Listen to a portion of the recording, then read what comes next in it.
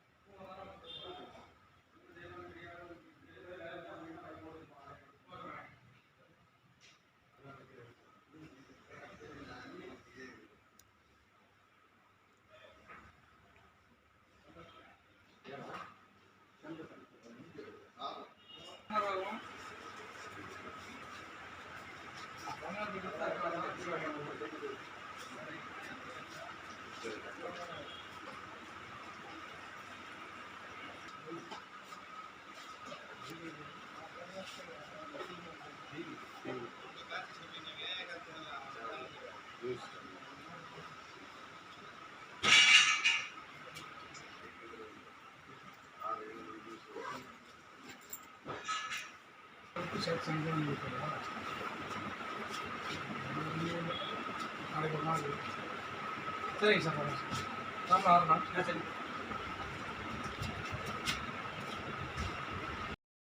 Sir வணக்கம். சரவணங்க, திருப்பூர்லேருந்து.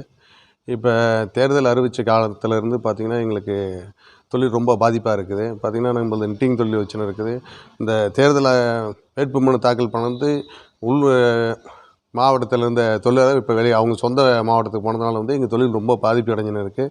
இப்போ அவங்களாம் தேர்தல் முடிஞ்சு போனாலும் அவங்க திரும்ப திருப்பூருக்கு வந்தாங்கன்னா தான் எங்கள் தொழிலை திருப்பி ரன் பண்ணணுன்ற நிலைமையில் இருக்குது. பாருங்கள், எல்லாம் மிஷினெல்லாம் சும்மா நின்றுருக்கு. வந்து பார்த்திங்கன்னா அவங்களாம் எலெக்ஷன் நாளைக்கு முடிஞ்சதுமே வந்து திருப்பி தொழிலாளர்கள் எங்கள் சொந்த இந்த திருப்பூர் மாவட்டத்துக்கு வந்தாங்கன்னா தான் எங்கள் தொழிலை ரன் பண்ணுற மாதிரி இருக்குது. அதனால் வந்து தொழிலாளர்லாம் உடனடியாக வந்து இங்கே வரணும்னு நாங்களாம் தொழில்துறை கூட்டமைப்பு சார்பாக நாங்கள் கேட்டுக்கிறோம்.